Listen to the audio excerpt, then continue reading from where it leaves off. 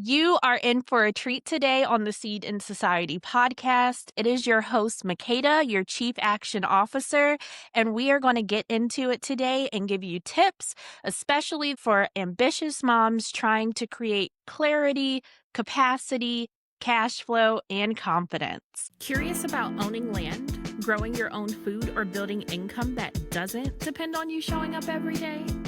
That's what I'm doing, and this is where I share exactly how. Welcome to Seed in Society. I'm Makeda Boehm, an AI strategist, homesteader, and tech sales leader turning paychecks into lasting multi-million-dollar wealth. I use automation, food-producing land, and digital income streams to build real assets and long-term freedom for my family and help others do the same. If you're done trading time for survival and want to build on your own terms, you're in the right place. So we have Jake Isaacs. He's a serial integrator and co-founder of Gathering the Kings. That is a mastermind community helping entrepreneurs win in business and in life. With over 2 decades in operations and leadership, Jake brings tactical clarity to the chaos of business growth. He shares real-world strategies for scaling companies, building efficient teams, and leading with empathy, ensuring your business and people not only survive but thrive, which is so on brand here. So get ready for actionable insights on optimizing operations, developing your team, and finding clarity in your entrepreneurial journey so you can serve, grow, and win in all areas. Welcome to the podcast, Jake. We're happy to have you. Makeda, thank you so much. I'm so happy to be here. And I have to tell you, I absolutely love the job title of Chief Action Officer. Yeah. More people need to take action, so I love that you claim that. Thank you. That is what I came to. I was like, I tell people to get to it. I get to it. And it's also a good self-reminder. Whenever I'm sitting there and I'm starting to get a little too caught up in my mind, procrastination, paralysis analysis, it's Yep. you are the chief action officer. You can't tell other people to go do it and you won't go do it. And it helps me to get unstuck all the time. That's awesome. That's awesome. Nice. Well, please tell the audience more about you and how you got into this whole field of doing masterminds, entrepreneurial coaching. This is something our audience is interested in. Yeah, thank you. Yeah. My business partner lovingly gave me the title of serial integrator. And for those of your audience that have subscribed to the EOS operating system or have read a book like Traction from Gino Wickman, there are two types of people in a business. There's the visionary, right? The idea person, the person that is setting the direction and the culture of the business. And then there's the integrator. And that's typically the person that's in the trenches, getting the things done, making all of those visions come to life. And for about 20 years of my career, I have just been an integrator inside of different small businesses to very large telecommunication businesses. I have spent time in hospitality. I've spent time in nonprofit. I've worked inside of the trades. And I just have a real passion for coming alongside entrepreneurs and helping their visions become reality, and putting together teams, scaling their processes, and growing their businesses and their revenue. That is very interesting. Can you talk a little bit more about how you got here? You said you were in all of these different fields. Let's hear the journey. Yeah. At a very young age, someone asked me, would you rather be Steve Jobs or would you rather be Paul Allen? And at the time, I was like, I don't know who Paul Allen is. I need to look this Yeah. guy up. Right. And come to find out, Paul Allen was the guy behind Steve Jobs making everything come to life. And Uh-huh. so the thing that I just fell in love with at a young age is Paul Allen had all of the influence, he had all of the power, but he still was able to hold all of the anonymity that Steve Jobs couldn't have, because he was the face of the organization. And so I tend to be a little bit more introverted in nature. And I was like, oh, this is the perfect thing for me. I'm just going to spend all of this time building businesses, building systems, pouring into people, but I get to be the number two, the guy behind the guy, and I don't have to have all of that pressure of being the front facing person for an organization. I feel you, Jake. Like a lot of time, because I feel like now we're in this age where you kind of have to do your personal brand and you have to be in front. It's probably why you're on the podcast.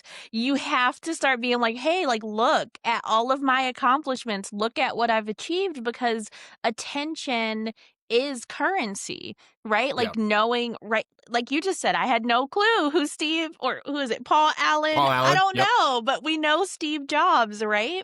Right. Um, so I talk about that often, where it's like, just turn on the camera, say what you have to say, let people know your thoughts, because a lot of times, unfortunately, in some cases, being the most visible sometimes makes you be The most seen or credible. Yeah. perceived as being the most credible or the most Right. right. Exactly. 100%. Yeah, for the longest time, Makeda, I was just more interested in letting my actions back up my words as opposed to my Yes. words being what led. And I've been very fortunate in my career to partner with just some amazing business owners and some amazing visionaries that could take on that mantle and allow me really to shine in what I do well at doing. And, you know, the cool thing about it is I have no ego around it. I get the opportunity to come on podcasts like this just to help build a little bit of credibility. But you know, it's my business partner that is the face of our podcast. It's he that we throw out. I tell people he's the worm that I bait the hook with, and I'm the janitor that cleans up all of the messes that he creates. And that's just such a beautiful symbiotic relationship for us, and it's worked well. Yeah, and I like that symbolism, because I'm definitely a visionary. I am the person who can see all of the possibilities, but I'm not sure if you're familiar with disc profiles Yep. at all. Yep. Okay, I'm a high D, but I'm actually a slightly higher I. Oh, okay. Which is an interesting combination, and I For I sure. talk about that because, of course, I like to be dominant, get in there, but I also care about, like, the synergy around it and the outcomes. But then when you get down to the minutia of the details, like, "Okay, are we doing a spreadsheet?" It's like 9 out of 10 times I'm not doing a spreadsheet. It's why I love AI. Yeah. That's when I feel like it gets a little too granular. Right. And I say that Yeah. to my husband often, where I'm like, "Well, I rather," like, you know how people ask that question, "Would you rather be rich or would you rather be famous?" And I'm like, "Rich." Like, is that even a question? Right. Like, I don't care if I have to be in the background and you don't know who I am, as long as I actually have the resources I need to do what I want, instead of looking like I have the resources or should have the resources. Yeah. Which I think is, it just brings to that a point, like what you said, like just modern day social media and understanding how business actually works, which is having that integration component. But can you talk to me a bit more about what makes someone a good business owner, or how you pick some of the people who end up in your mastermind? Which, I guess, if we're jumping the gun, you could explain that a little bit. Yeah, I appreciate that. Thank you. One of the filters that I use with all of my partnerships, and we also use as a filter for people that are coming into our mastermind program, is this statement of grateful but not done.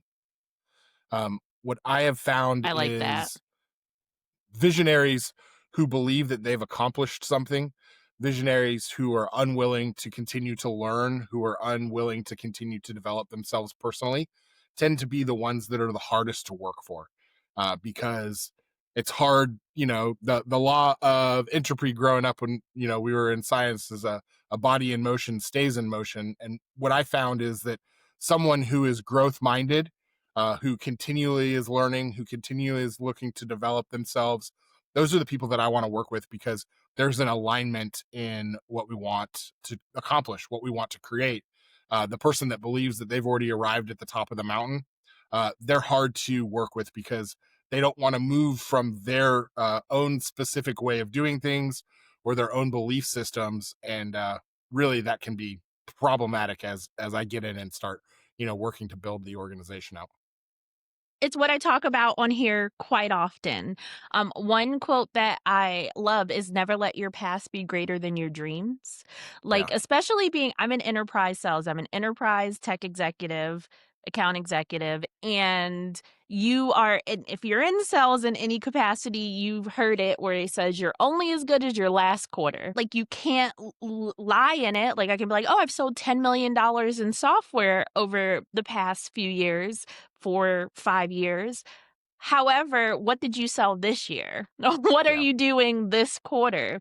Yeah. And I talk about that all the time. Like, the more I know, the more I know that I know nothing at all. So I love you reminding our audience and just reminding people to stay in a growth mindset. You have never fully arrived. And if you have, that's sad.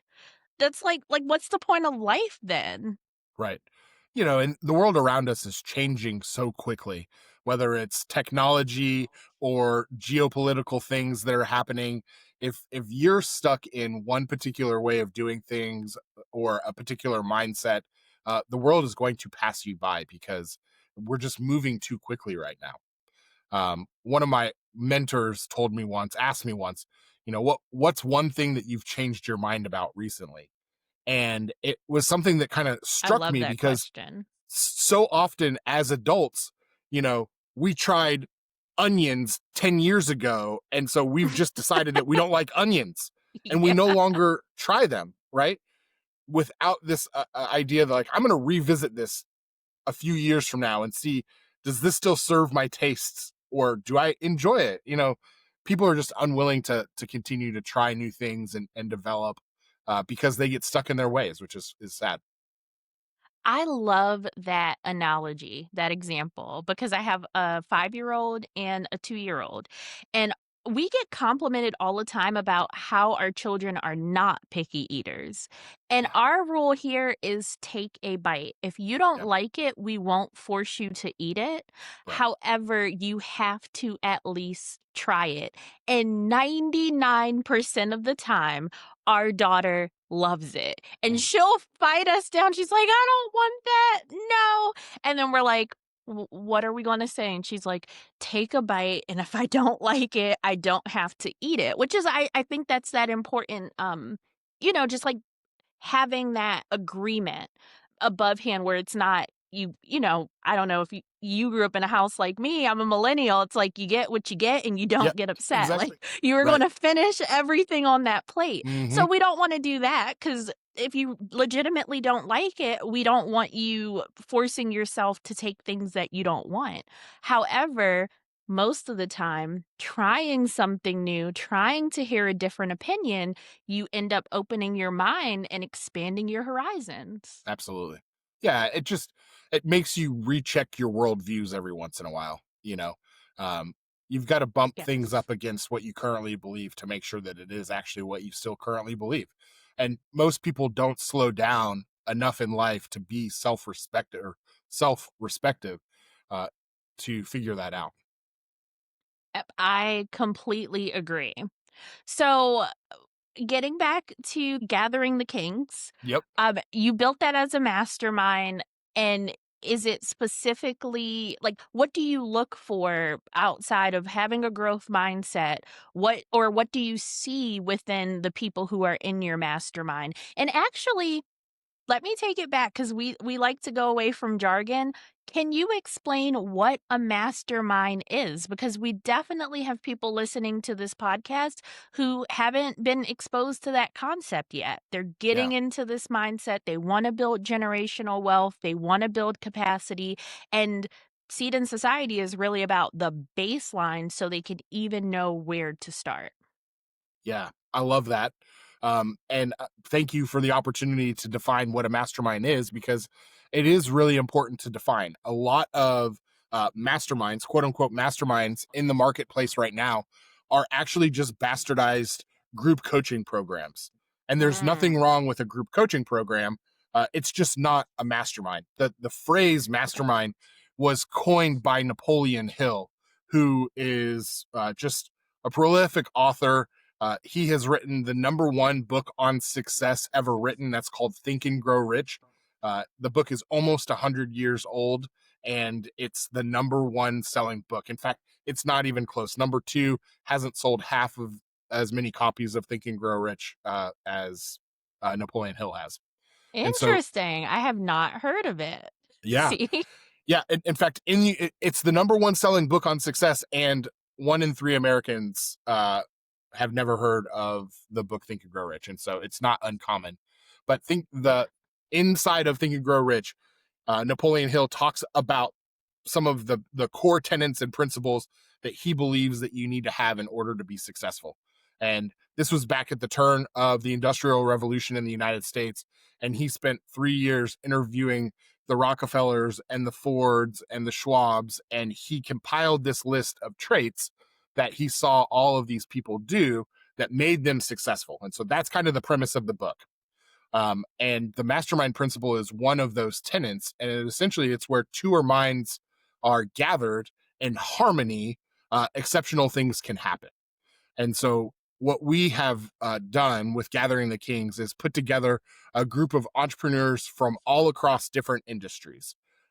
Unlike other programs out there, we are not looking to just be the mastermind program for roofers or the mastermind program for financial advisors. We want people from all different industries and all different types of business because we want there to be conversations happening inside of uh, our curated rooms that agitate thought, right? You as an enterprise software salesperson might have a specific way of objection handling that our buddy who is a garage door installer had never thought of before. But being in a room and having a conversation with you and you talking through some of the problems that you have overcome in your career might spark or agitate some thought inside of that person that they can take and apply to their own individual business. And so it's just really important that inside of the mastermind program that people come humble and willing to share. You've got to have vulnerability to develop relationships and talk about what's worked and hasn't worked in the past in order to help other people around you be successful. Yeah, I love that definition. I think that it's going to become even more relevant. It's becoming more relevant. People want community, they want connection, and there's just a different vibe when you're able to I do like group coaching as Me well, too. right? Like having some of Yeah. that like direction, but also hearing kind of that mastermind component when you get to hear from other people within this sphere. But I like what you pointed out specifically of a lot of times when you're in group coaching, everyone kind of has the same goal, Yep. as opposed to we could have similar goals, but we're definitely going about it in different ways. And I think that's where a lot of that synergy and that magic happens when you're able to start thinking of something in a way that you wouldn't have naturally come to on your own. It's why I have a podcast. It's why I do this. I really love to hear different opinions. So that's super cool. Yeah, it's awesome, and it's great that you put yourself out there in order to network and have the relationships that you have with people. By being the host of the podcast and getting to meet so many different people, you've just expanded your own individual sphere of influence because of the people that you've come in contact through the show. So it's really important, and I would encourage all of your listeners out there, if they're not doing something to put themselves out there, whether that's like a networking group, like a BNI group, or even just like mommy and me afternoon where they're getting out into the community and meeting different people. It's just so important. 1,000,000%. Like, I talk about this often, but, again, reminding my audience, we don't talk before this. I don't have a pre-interview. It's a lot of so we're having a conversation, we're getting to know each other. So, I live on 10 acres in a town with no stoplights. That's I awesome. am very rural in Tennessee, so it's already not, like, the biggest state.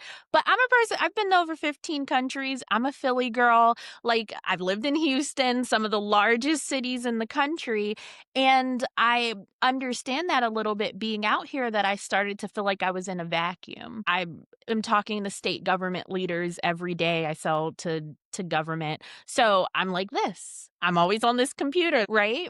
But you then start to realize when you're building a business, and especially when it matters to you and you're trying to build a life, in some ways that all the answers can't start and stop with you. And Right. yes, we have AI, which allowed me to start this podcast in May, and this is like episode 30, That's right? awesome. That's where the chief action officer comes in. Like, you can start, you don't need to know all the things, but AI, for lack of a better term, is kind of like a mirror. It is essentially a reflection of you and your deeper thoughts just coming out in a way that's palatable for you, which is great. That can be incredible, especially if you like your mind, which I do. I'm a fan of my mind. However, it's an echo chamber. Yes. And 100%.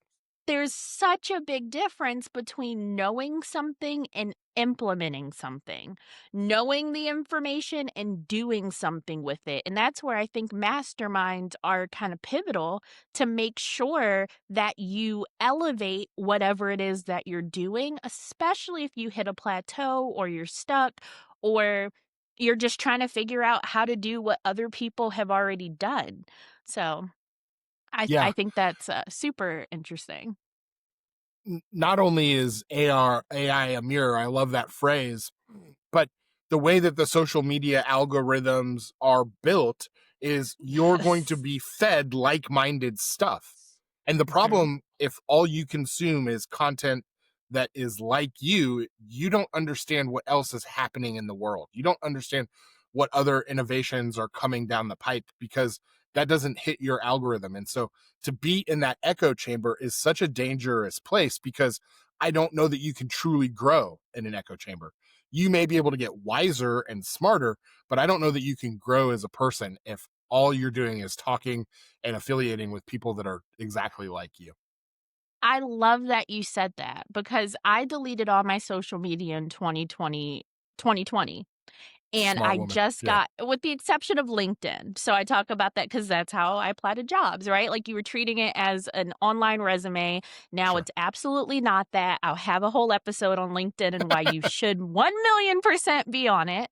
But I deleted Facebook, like permanently deleted. I didn't even want Mark Zuckerberg to even think about me. I deleted all of the things, and then I got back on, and a big reason I deleted it is because of that echo chamber and that groupthink. And so many people, as I say often, are being manipulated by an algorithm, and Yeah, they've convinced themselves that that's what they think.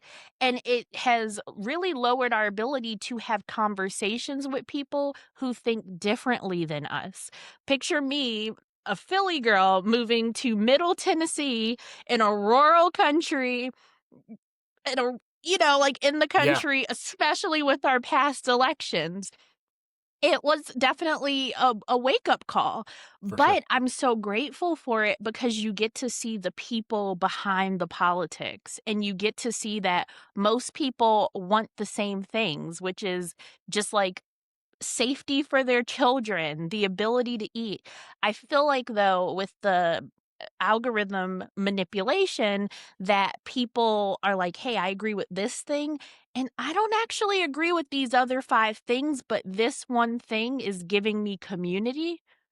Again, we're coming back to it. That's why you should join a mastermind or a group coach. But this is Yeah, giving me community. So I'm going to ignore all the other flashing red signals that maybe this isn't the life that I want to build. And I'm going to double down on it because the algorithm has doubled down on it and it keeps feeding you that content.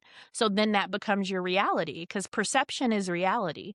And whatever you feed yourself, whatever thoughts you think about, whatever you give your attention to, that's what your life will reflect. yeah. 95% of your daily thoughts and actions are subconscious.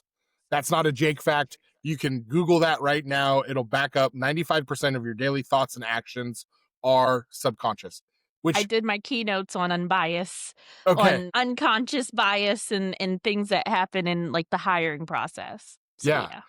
And so it's crazy because when you're fed the constant same thing over and over and over again, what you're doing is you're programming that subconscious, and that stat 95% seems unrealistic because it's such a big number. But the reality is, when we don't get in those rooms that are agitating our thought or that are forcing us to view the world differently, what we're doing is we're programming that subconscious into that pattern of thinking. And so, yeah. Yeah, no, I love that, and we'll dive more into Gathering the Kings, but I also wanna touch on that very quickly where when I was younger, like, when I was starting college, like, I've been on my own since 16. I got my GED at 16, did AmeriCorps, and then I went to college, Awesome. but so long I wanted to be the smartest person in the room, and it was like, "Oh, I'm the smartest person in the room," which first was always false. You're never the smartest person in the room. Every single person you meet, at minimum, can teach you 10 things you don't know. 8 billion people in the world, let's add language in, a trillion things you don't know. So Right. first, if you're thinking you're the smartest person in any room, you have a lot of work to do. But second, when I got into tech and I work for a lot of like PE companies like, Vista Equity, Warburg Pincus, like these huge venture capitalist firms, I truly realized that I had no idea about so much, especially how money worked, how money moved, how much there really is in America. So even just getting in that space and shutting up and learning from people. I remember my first director, when I got into tech, he told me the previous year he made 600,000. And I was like, "No way." Like, but I also believed. I was like, "Hey," everyone else on the team was like, "He's lying." And then last year I made close to 500,000. And I was like, "No, he wasn't lying." It was being in a certain mindset.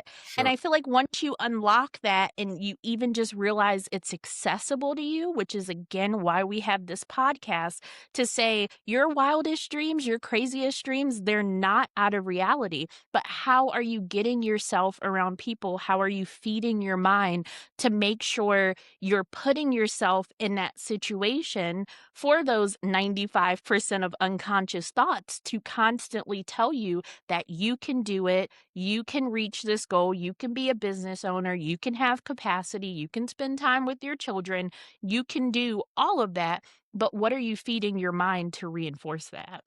Yeah, exactly. Exactly. I love that. Yeah.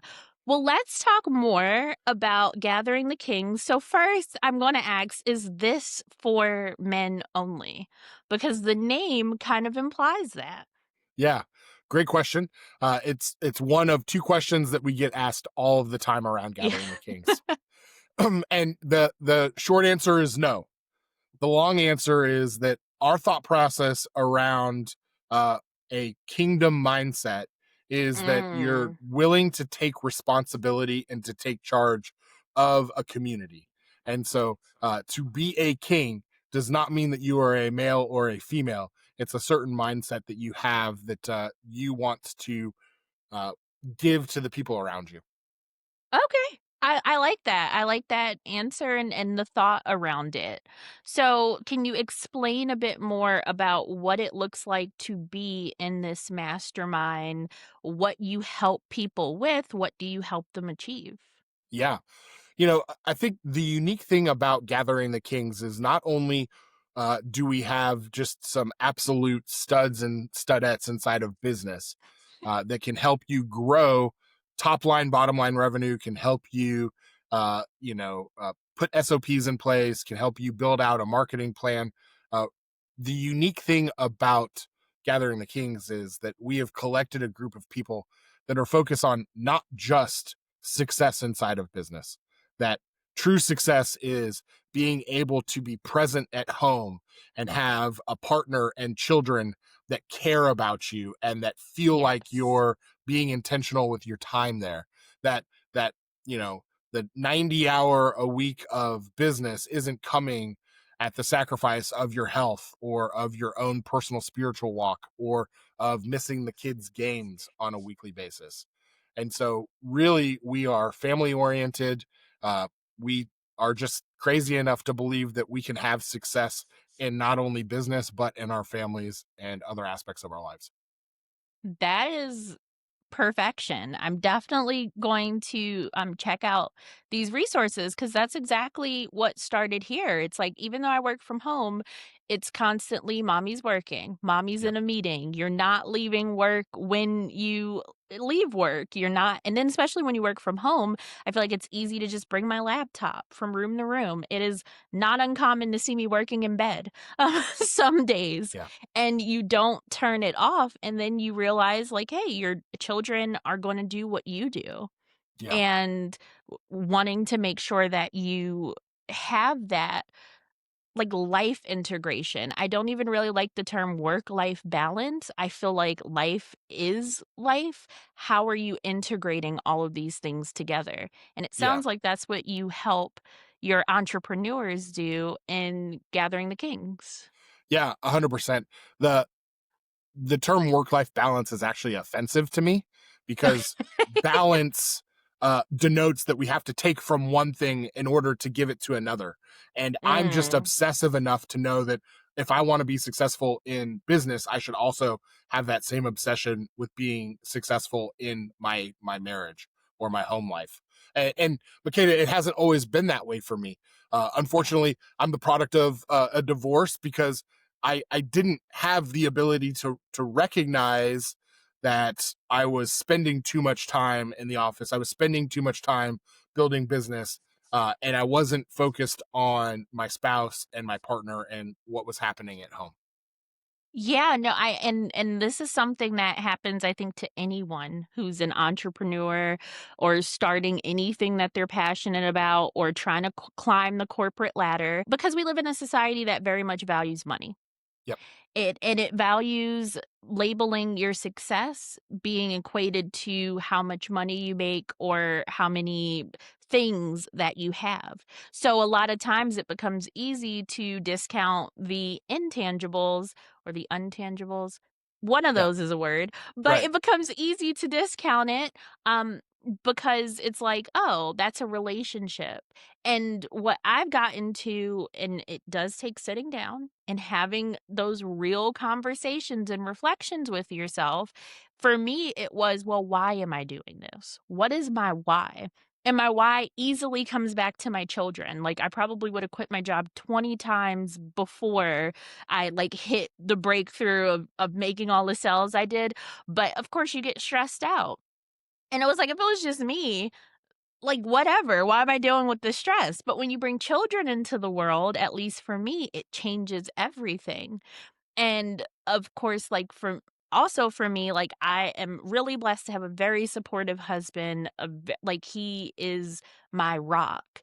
So when I found myself yelling at the kids, "Oh, you're bothering me," yelling at my husband, like taking the stress of work and bringing it into their emotional state because I already Yeah. work from home, it was like something has to change because I could have all this money, none of that matters without my family.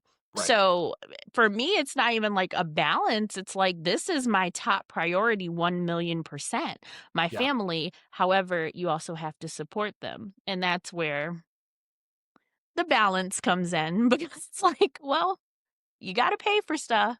What we find is, so often people, their family is the why that you're talking about. It's the reason that they started their business. And what they can't comprehend is that you don't need to sacrifice one on the altar for the other. Right? There is a way, if you're intentional about your time, if you're intentional about setting up systems, if you just change the way that you hire, you can have your cake and eat it too, right? Because if you're building a business for success for your family or to leave a legacy for your future children, right? What good is that if if you're not present now? If you're not home to teach them the lessons that are going to help them steward whatever it is that you're trying to leave them, right? It's Yep. why uh most generational wealth disappears after 3 generations, Yep. because that first generation is the one that's doing all of the work to set it up. The second generation is watching it happening and having to pay for some of those sacrifices so they appreciate what they have. But by the time the third generation comes around, there's such a disconnect between the generational founder and that third generation that that people take for granted what they have, and typically by that third generation they're having to start over again. And so really, if your why is your family, if you're building businesses or developing a career in order to provide a lifestyle for your family, but you're not teaching them along the way, if you're not stewarding them along the way with the lessons that it's taking to get there, you're not equipping them to be able to do anything with what it is that you're leaving them with. Exactly. It's why we did the trust. We did the trust and we were just very intentional about the wording in it because we wanted to make sure that our children understood that this land was a legacy, that Yeah. it's not just a paycheck because money will go very quickly. And I try to explain this to people because a lot of times we're built in this mindset where it's like six figures. Once you make six figures, you should be good. And it's like, anyone who's made six figures knows that that is not enough. And there's Right. so many millionaires I'm in contact with now who work like incessantly. Like they Yeah. are always on, they're always working. It's always just like it has to be go, go, go. And I really do love that idea of like what you do, and any parent knows this. Your children will do what you do, not what you say. A lot of times behaviors, actions, they're caught, not taught. So Yeah. that was my reframe having a daughter who's 5 and my son is 2, and I'm like, by the time they're 7, most of their brain is, at least from a behavioral perspective, developed. Like your full brain's not Right. fully developed till you're 25. However, this is the time for secure attachment. This is the time for engagement. It's why we moved to homeschooling. Well, we do online homeschooling. So it's the best of both worlds. You have a teacher, but I also can hear your teacher and you're with me. And now it's like that's why we started a homestead. During her lunch break, we'll go outside and we'll harvest stuff from the garden. That's We awesome. take a walk around the property. She hugs me at least 15 times a day. And it's like, this is why I do it. I don't want you to just see mommy's working or money because we all know that that's cold comfort. That Yeah. is not going to replace presence. Yeah, and w- we that statement that you said that it's taught not caught, or caught not taught. Caught, I'm not sorry. taught. Yeah. Yeah, caught not taught. Y- I watched that happen as a child myself growing up. I had an uber successful father, but that success came at him being on the road 300 days a year. And so he was never present for any of our stuff.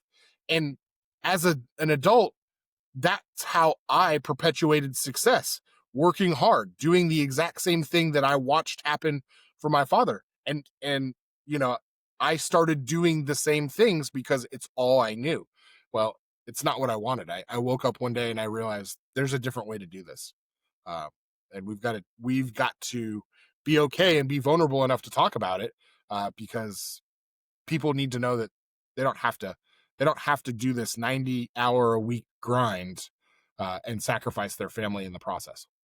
1,000,000%. I love the idea of being vulnerable, with yourself so that you can be real. I think a lot of times the stuff that happens with people is that they're not being truthful with themselves. They don't necessarily know how, or they're Sure. not interested in it. It's that even just that idea, like we don't hit our children, right? Like that is just a non-starter. And Right. you'll hear people be like, well, I got a whooping when I was a kid and I'm okay. And it's like, are you? Are Yeah. you like, are you really emotionally well adjusted? Do you Yeah. really not need therapy at all? Is this exactly the life you would want for your child? And I don't know, from my perspective, it's like I could be the most successful person in the world, successful, because that is a perspective thing. However, I want my children to be better Yeah. at anything that I do. Like, I want them to be whole, happy, authentic people who are genuinely comfortable in their skin and legitimately kind. That is my measure of success for my children. So, to me, it was like, I have to reparent myself. Anything I'm telling them to do, I cannot tell you to do something that I'm not willing to do myself. So that's where discipline comes in. Most importantly, having congruence with what you say and what you do, Yeah, because they will notice that instantly. I cannot tell you no screen time at dinner and I'm also on my phone right. or I'm also on my computer. It instantly becomes hypocrisy. Yeah. My goal in life is that my future children's floor will be my ceiling, right? And it's okay that my Yes, I dad was love the way that. he was because that's all he knew. But I know better. And so for me to perpetuate the same actions and say it's how I was raised, that's a cop out. That's a cop out. I need to strive to like grow from what he knew. And my hope is that my future children will grow from what I know. That's how we become better. And you don't throw the baby out with the bathwater. Your dad clearly taught you work ethic, taught Sure. you hustle, taught you how to go out and get it. Those aren't bad things. Absolutely. Just it's about now a bigger perspective of, okay, it also taught me these things that I don't want, but I'm not going to throw it all out Right. and do the complete opposite because I didn't like these few things. And Sure. that's just nuance. That's the nuance with life. Yeah. And I'm interested to hear, how do you help your entrepreneurs in your mastermind with their children or with these situations? Yeah, we've got a couple of different ways that we do it. Is we focus very heavily on the family, like I've talked about.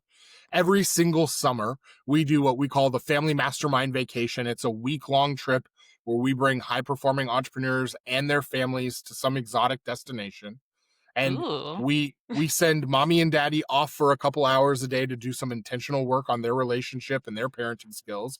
We get all the kids together and we allow them to play and learn different entrepreneurial skills that my business partner and I curate for them.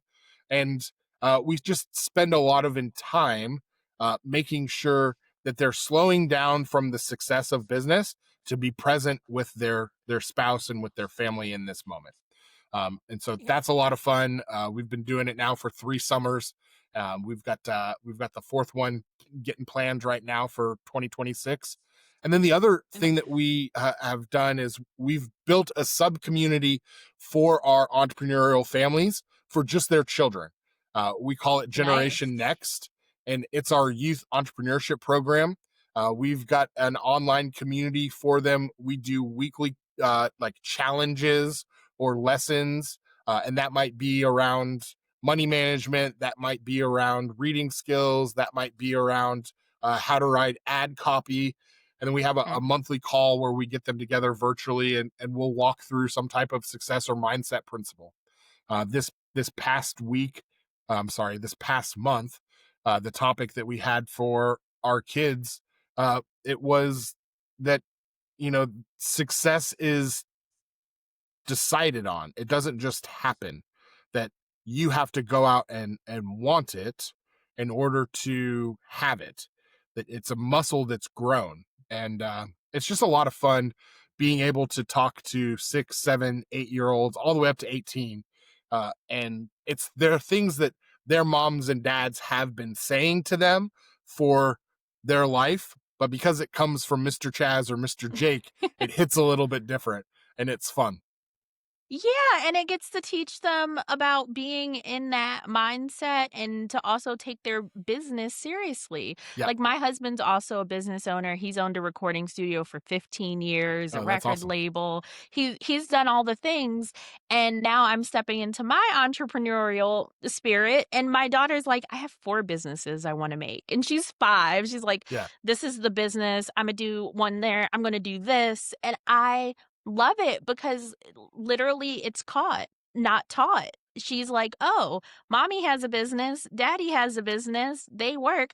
Of course I can have a business." Yeah. And that is huge. Just we don't realize that as a society, we don't really focus on the entrepreneurial spirit, even though so many business owners live in America. It's the lifeblood of American ingenuity Yeah. in the world, being able to have that ability to start a business. And we don't teach it in school because a lot of schools are focused on how you can work for a business, and there's nothing wrong with that, but you should have that full range of possibility before you go into any sector or field. Yeah, it's a lot of fun now because we've been doing this for 3 years with the families. You know, kids are starting to grow up with each other. They're starting to develop relationships with each other. And so now, what was crazy because you're isolated in your own community and you don't have any friends whose mom and dad are business owners. And so they don't think like you, they don't talk like you. Well, now you get to meet this group of kids that is exactly like you. And instead of getting made fun of for running that lemonade stand, now you're in competition with someone who's running a lemonade stand across the country, and you're talking about things and you're sharing ideas, and it's just a lot of fun to watch them network with each other in order to help. A rising tide raises all ships, and in order for all the kids to be successful, it's a lot of fun. I love that. I'm definitely gonna check it out because this seems like the kind of community I wanna be in. I know you mentioned earlier, about faith being, like, a really important part of how you run your business and what you do. Can you talk about that a bit more and what that looks like for you? Yeah, you know faith is important, but faith isn't religion, right? Okay. We have people that we've got a member that lives in Pakistan half of the year and the United States half of the year, and he's a practicing Muslim. We've got Hasidic Jews that are a part of the organization from South Florida. We've got Christians. We've got atheists. Uh, Religion is not faith. Faith is uh, defined as the belief in yourself, right? And Mm. your spiritual walk is built off of what you believe. And you defined integrity earlier in this episode, and I don't know if any of your listeners caught it, but integrity is stacking and doing the things that you say you're going to do repeatedly, right? And so when someone has faith in themselves, when someone has the belief that I'm just going to go out and I'm going to be successful because I said I was going to be successful, that's where we're trying to encourage people. You can tie that to a religious deity. I'm personally Christian, but you know, my Christianity informs my belief in myself and the faith that I have in myself. I'm not a faithful person because I'm just Christian. I hope that Yeah. makes sense. Oh, that makes complete sense. You are in the right place. I say something similar often. I truly believe that there is a higher power. That's how, like, my life, I feel like, is a study in miracles. Yeah, that's But awesome.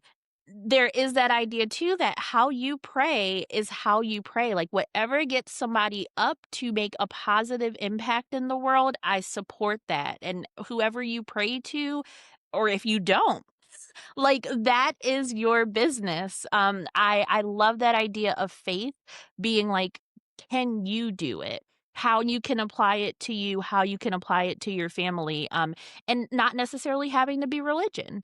And I mean, my husband is, like, in ministry. He's, like, gonna get his doctorate for it. He is a pretty religious person, but in the most, like, open-minded way that I've seen, which is why probably I married him. It's just about, like, giving. So I really enjoy that because a lot of communities, you have to your vibe attracts your tribe. Yeah. And what I'm hearing from Gathering the Kings is that it seems to be, like, a really cool place to be and a really growth-minded place to go to level up. Yes, exactly. Um, Yeah. what we're hoping for those people that are growth minded that are looking to level up is they get to come into a room where they don't feel crazy for wanting to grow. It's radical when you are responsible for paying people, when other people's livelihoods depend on whether or not you close that deal. That's a level of stress and frustration that most people in the world will never experience. And because they'll never experience that, they can't understand what that wait feels like. They don't understand what waking up at 2 a.m., praying that that check clears so you can get payroll paid tomorrow feels like, right? And so there's an aspect of entrepreneurship, of business ownership, that is just radically unrealistic for people. And so when you come into a room of people that may be from a different industry, may be from a different part of the country, but can look at you in the eye and game recognizes game, like I know what you've had to do to be successful because I've had to do it also. The widget might look different, the marketing campaign might look different, but I've put the hours in, I've put the effort in just like you have, and I can respect you for that. I love that you brought this up because I've often started this and I talk about Seed in Society as I want to be a solopreneur. And it's for the exact reason you just described. It's like I don't want to speak it into my world like, oh, this is not what I want. But being just very clear, it was like, yes, I can work with contractors or project based Yeah, people, but having an actual employee who is reliant on me doing what I need to do in order to feed their family, that feels like a lot of pressure. It feels like a lot of stress because I already have that pressure on me from my family, right? Like making sure that they can eat with the crazy prices of groceries nowadays, or making sure we have a roof over our head, and just doing all of those things. Well, we're mortgage free. I talk about that a lot, asset that's based awesome. wealth, because of that pressure. Like, I've Yeah, had to pay rent since 16. I know that every single month, the fear of eviction, just that fear that I didn't want them to have. So how do you, as someone like me, maybe I'm asking for free coaching right now, but how do you get past that to go into like, no, I'm going to really step into a CEO mindset? Because I hear that often, that if you're trying to do everything and you're mostly staying a solopreneur, you're not in the mindset to scale or what needs to happen to truly grow your business. What would you say to that? yeah, I mean, I think you use the word mindset right there, and that's the right thing. Unfortunately, you're limited by your own capacity and your own ability. And if you want to have a big dream, your big dream needs to include other people. Because if you don't allow it to include other people, you're never going to accomplish the things that you want to accomplish. So often we find that entrepreneurs don't grow because they have control issues. They can't sell like I can. They can't Guilty. stock the shelves like I can, right? And the reality is 70% done, but it's done is still better than your 40% because you don't have enough time to get to it, right? And so Yeah. what it takes is some self-reflection. Is do I believe in this dream enough that I'm willing to put myself out there to bring people into the dream, to share this with other people, to give them an opportunity to better their own lives. And for some people, that's not the case, and that's okay.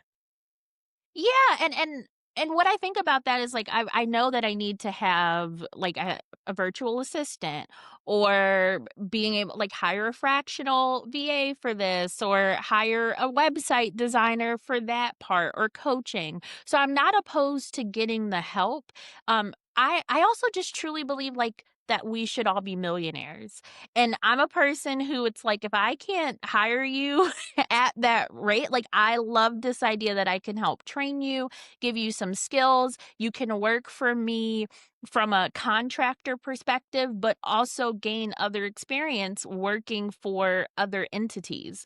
That's kind of how I'm thinking about building this solopreneur business, because my goal is to have a company that makes at least 250K per month after taxes.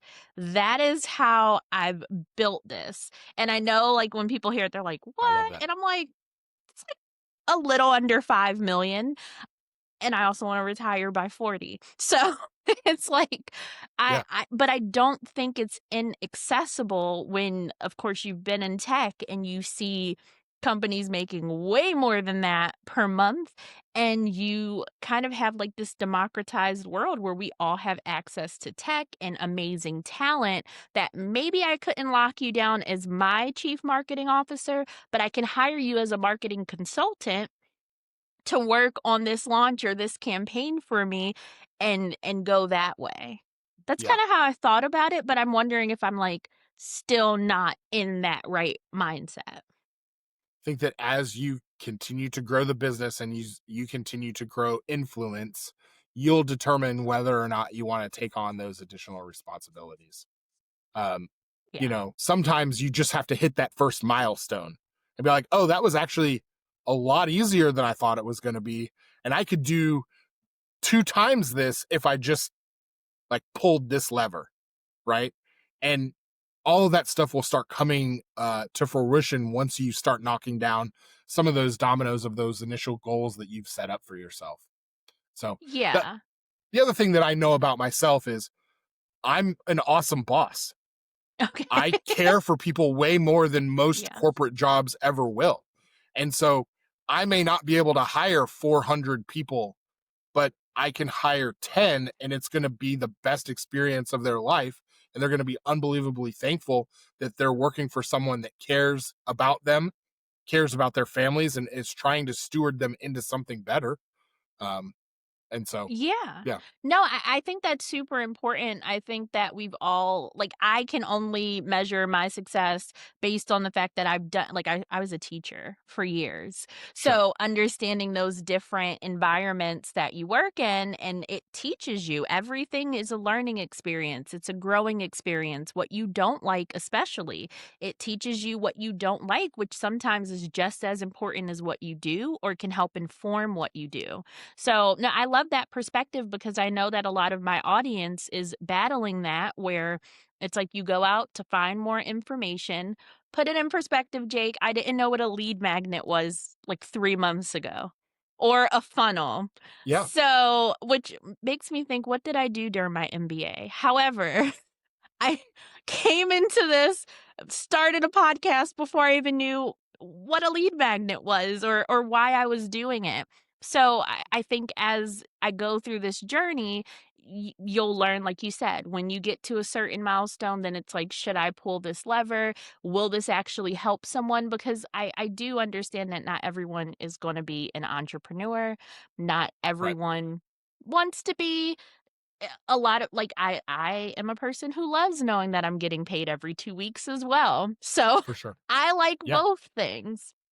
Yeah. But I wanna make sure, is there anything else that you want our audience to know? Where can they find you? How can they connect with you? What is it that Jake needs to let everyone know? Well, I mean, if you're still with us at this point in the conversation, you're not average. And I want to call that out and just thank you for not being average. Thank you for listening to a show and do Makeda a favor. Like, subscribe, leave a comment because that's how this Thank you. message gets to get out and be perpetuated. If you've taken something from this conversation today, then you owe it to her to do something simple like engage with the podcast so it can continue to grow so other people can learn and become better in life. And so thank you for Thank investing you. your time. Thank you for being here. Thank you for wanting to be growth minded and continuing to learn. And don't ever let that go. If you're interested in more information about Gathering the Kings, we'd love to book a call with you and chat with you. You can go to gatheringthekings.com, find out all types of information. We're very present on social media. I can be found on Facebook, LinkedIn at Jake Isaacs, or you can find us at Gathering the Kings.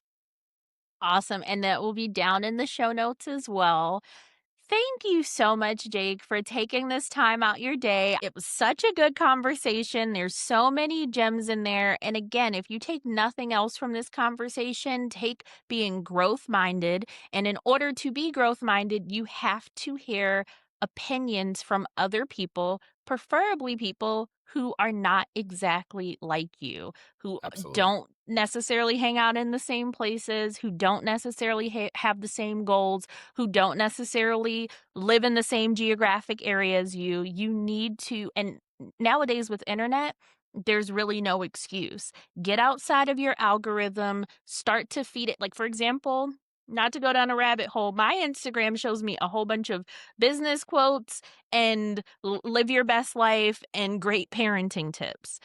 And when it shows me mess or drama, Mark and his algorithm knows that I won't go back on there for 3 days and it stops. So you get to still cultivate, and a whole bunch of homesteading tips too. But you get to cultivate the life that you want, even within a social media realm or an algorithm, and especially with AI. So take control, take action of your growth mindset, and live the life of your dreams. Don't keep waiting for it.